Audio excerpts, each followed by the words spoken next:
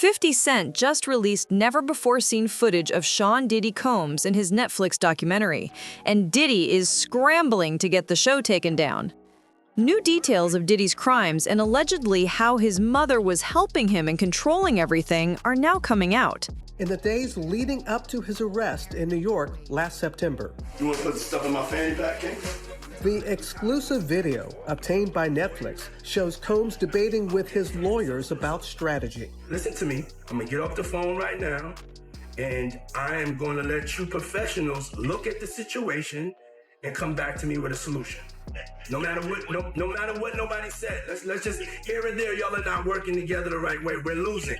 The footage is part of a new, highly anticipated docuseries by director Alex Stapleton and rapper and executive producer Curtis 50 Cent Jackson, titled Sean Combs: The Reckoning.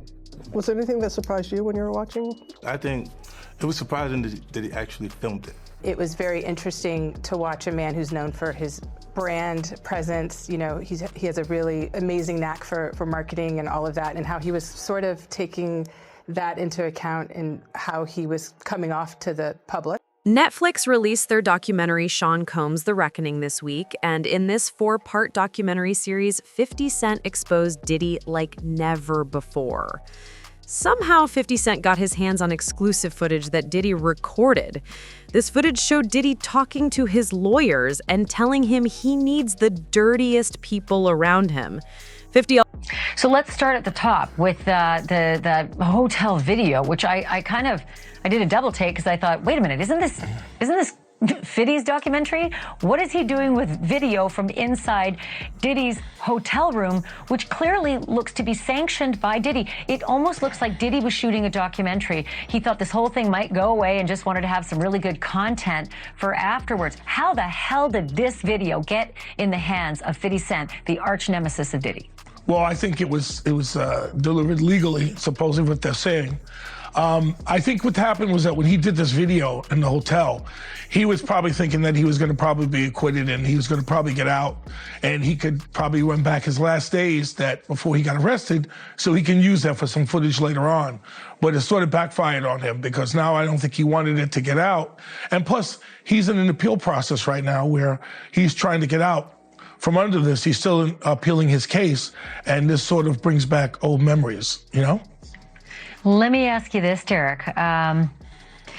Somebody real close to Diddy was holding that camera because Diddy didn't have people in his inner circle, in his hotel room, saying things like this unless they were close to him.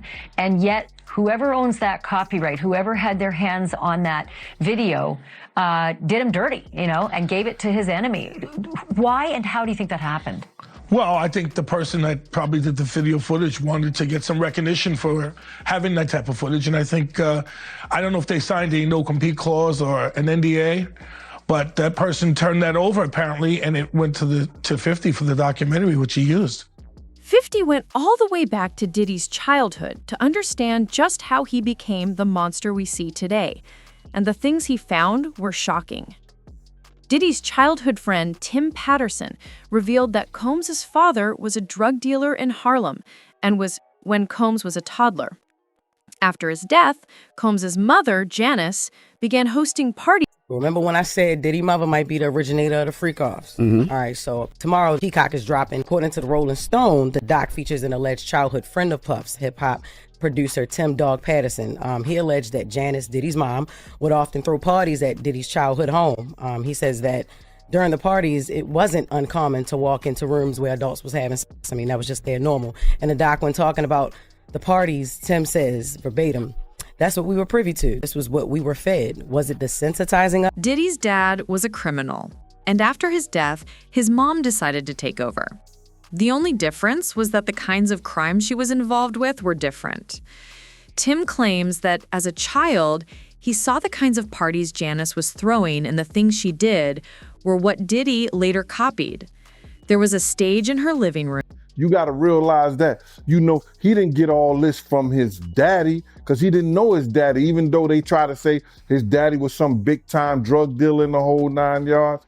You understand? He didn't get this from his daddy. You got to realize, man, you know, his mother had a modeling agency And it was alleged that it was also ladies of the night, a prostitution ring too, or these ladies was doing things other than modeling. So the apple don't fall far from the tree. Yeah. So now you got to understand this, and looking at her and some of the stuff that he was saying, and their relationship has changed since I knew them, since I was around them. You understand? This man was talking about that his mother could take her palms and bend over and put them down on the floor. Not bend over, but she could stand straight up and put her palms on the floor, bruh. He's saying that about his mother. Who describes any of their mother action like that in a sexual way? And then, you know, I don't know how many dudes do kiss their mother in their mouth when they 50, 60 years old or something like that. Diddy's mom literally shaped him into the criminal he is today. She would tell him to be aggressive and to never back down. Janice's real contribution, however, came when Diddy decided to use her as the person in charge of Bad Boy. Diddy knew that sooner or later, someone could come after his. This is somebody who will do anything to basically get what he wants. He doesn't really care what effects or damage that causes to other people. And it's in different ways, right? Whether it's in the context of alleged abuse, business disputes, alleged sexual things that have been alleged in the civil lawsuits against him. And I think with Burroughs, it was really, kind of seemed to strike that theme as well, because he's saying, he had forced me out of the stake of my company. He had to deal with things like homelessness, while in the 2000s and 2010s, Diddy was really prospering, music, business, fashion. And one of the things that he had said, what he alleged in the documentary, and again, this is an allegation from him, was that the name Bad Boy Entertainment, Combs's name was not really involved in that on the corporate side. And one of the things he's saying is the reason for that was to avoid having to pay any liability from, the devastating basketball game that had happened in the early 90s, where he was the subject of wrongful death lawsuits because of the multiple deaths that had occurred as a result of that basketball game that Diddy was behind organizing. So that was really, surprising to hear. The documentary also gave an insight into Diddy's role in the death of 9 people during a stampede back in 1991. On Saturday, the 28th of December, 1991, Diddy organized a charity celebrity basketball game at City College, but didn't hire any security. Before the game to even start, a crowd started rushing. So the backstory is that he didn't appreciate the friendship that was forming between Biggie and Tupac, and therefore, that's where his alleged involvement came in. And then when, in terms of the non-payment, I think that was also a really shocking moment as well, because that's something we saw happening over and over in the documentary. Multiple people who were saying, I was cheated out of my share in the company. I wasn't paid hundreds of thousands of dollars. And allegedly, that's sort of how he treated the artists that were on his label. So again, it's the theme of always wanting to be number one and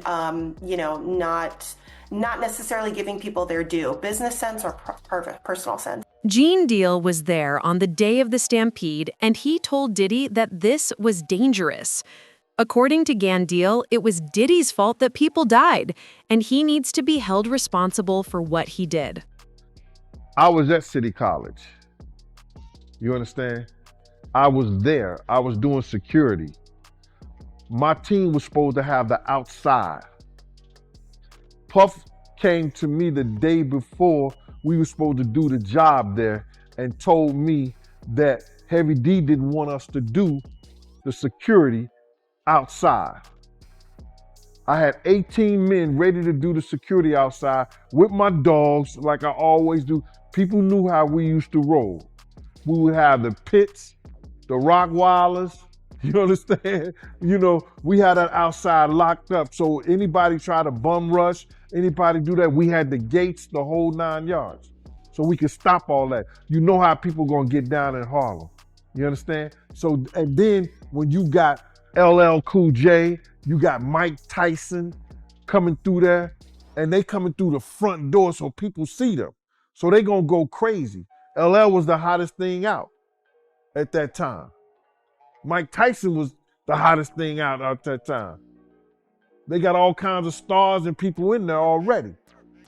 They was coming through the back. They came through the front. And it caused the door to be bum rushed.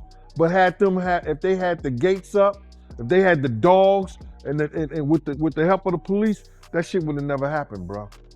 That shit would have never happened. I was there, I saw it. I saw Jessica run down the steps after she grabbed the money box because my man Eddie was protecting her. And Eddie's the one called me on the walkie-talkie and said, yo, Jessica just locked me in outside the gym, Gene. You couldn't go down the steps after they bum rushed the door. You understand? I had to run around the whole gym on the outside, around the gym, down the steps, run across the basketball court, and open the front door. When I opened that one door, because it pushed inside, people start squeezing through that. Then I just kept doing the doors, and people was coming in there, falling dead, right out, just falling out right there. And once they got in there, they just fell out. It was crazy, bro. Diddy is only the face of Bad Boy. His mom is the one who actually holds the power. According to the interviews and the footage 50 Cent surfaced, Janice was one of the gatekeepers of Bad Boy's money and a manager of its messes. Insiders say Diddy signed over critical documents to her, not merely out of filial duty, but as a It's Bad Boy. You think it's Diddy, it's Janice Combs. Janice Combs is Bad Boy. You don't actually sign to Diddy. His name is on a dotted line, but you actually sign it to Janice Combs. Did he ever tell you why that is, or do you understand? Oh, now that I'm older, I know exactly what it is. It's a paper trail, so nothing can come bite me. If you come for me, you ain't coming for me. I ain't got nothing. You going to my mama. Good luck with that. The shocking thing here is that after Diddy's father died, his mother actually started telling Diddy how he was the man of the house. And according to reports from some of Diddy's closest childhood friends, Diddy actually developed an inappropriate relationship with his mother. Gandiel even told everyone that he suspected that there was more to Diddy's relationship with his mother than meets the eye. Diddy's mom knew that Diddy was running freak-offs because she was a regular at all the parties. Gene saw her there, and But why you believe she knew about the freak-offs? Because one of the witnesses said she was there. And do you remember this, bro? Check it out. People tell off on themselves so much, man, and I don't understand when people don't catch it. Diddy has said this. He said, when I give a party, I have to have an ambulance outside of the house. Paramedics ready. That people have to take IVs. Remember the time that him and his mama kissed each other on the lips? Yeah, I remember that video. Do you remember that both of them was getting an IV at the same time? Yeah, I did notice that, yep. That's from the Diddy freak-off party. And I'm gonna say allegedly. So let me ask you this. You knowing her at one point, you knowing her personally, is she the kind of person that, would be a part of a freak-off or no? I think that she liked to party, and she partied with young people. She's always been like that. She always copied or emulated Lil' Kim and Mary J. Blige. Or they emulated her. The blonde hair, the nails, the high boots, the age-appropriate, inappropriate clothing. The documentary also looked into a much more extreme allegation: how Diddy was responsible for the murder of both Tupac and Biggie, two of the biggest names in hip-hop. Interviews were conducted with detectives who were actually assigned to Tupac's case, and they alleged that there was overwhelming evidence that Diddy was involved, but they were never able to prosecute because almost everyone Diddy worked with was too scared. Let me ask you this. I get it. When you have a case that's 5 years old, it's hard to get overwhelming evidence that meets the burden of proof beyond a reasonable doubt. When you have cases this old, No matter what Fiddy has found out and put in this documentary, do you see it at all ever possible that Diddy could be involved in a murder trial when it comes to Biggie and Tupac? It could be possible, yes. However, like I said, they need a lot of corroboration to make that stick, because it's really alleged right now as to his involvement. It's not anything that's substantial or concrete that he was involved. It's personally from people talking about it and saying this is what happened. You need some more information to come forward to prove that. After Tupac's death, Diddy is the one who forced Biggie to go to LA. Biggie was scheduled to go to London, and he knew that something bad was going to happen if he went to LA, but Diddy forced him anyway. Later, Diddy forced him to stay and go to a party where Biggie was then shot, and after Biggie's death, Diddy became the face of hip-hop. Interview that Puffy did with Fat Joe where he was talking about Biggie in his last moments in LA, and he told Fat Joe that he didn't want to go to LA, he actually wanted to go to London, but Biggie, he was the one that wanted to go to LA, and he was the one that was pushing to go to LA. That's not true. My name is Kirk Burrows. I ran Bad Boy Entertainment. I helped co-found it. I created the company with him. I raised from general manager to president. And at that time, I put all of those business plans together. And Biggie didn't want to go to LA, ended up going. What got him out there was a week ahead of time to ease him into the whole award show. He may not have wanted to go to London, but was talked into it. First time ever, a rapper of your stature getting this treatment, that would be something he would be interested in doing, but he was easily talked out of it by Sean so that they can make an appearance at an event in LA that Saturday night. A part of the posturing of not only did we come to the award show, not only am I recording my album out here, and Big is going to help me with some of the writing and maybe do something out here where me and him did this song in LA. I'm out on the town. And it was just too much. You ever heard of someone doing too much? The only person who could implicate Diddy is Keefe D. Keefe D, aka Dwayne Keith Davis, is a former Southside Compton Crips gang member who was charged in connection with the 1996 Tupac Shakur slaying. Keefe filed court papers in a Nevada court claiming that Diddy was actually the person responsible for Tupac's death, as he paid Keefe to him. Keefe said Diddy offered him $1 million in exchange for Suge Knight and Tupac's heads, but never actually paid. But the motion to dismiss also says that Davis was offered immunity during the Biggie Smalls investigation in the early 2000s. The filing reads, the 3 LAPD and FBI agents were part of a task force to solve the shooting of rapper Notorious B.I.G., also known as Biggie Smalls, legal name Christopher Wallace. The task force, through a sophisticated criminal investigation, obtained sufficient evidence that would prove Mr. Davis was the leader of the Southside Crips and his gang was responsible for over 360 kilos of cocaine and PCP. Mr. Davis provided 3 interviews to obtain immunity from prosecution. The final interview were solely questions regarding the Tupac Shakur shooting, in which Mr. Davis was also provided immunity from prosecution. So during a December 2008 interview with investigators, that is when Davis allegedly started to spill the beans about his one-time friend, Sean Combs, who he refers to as Puffy.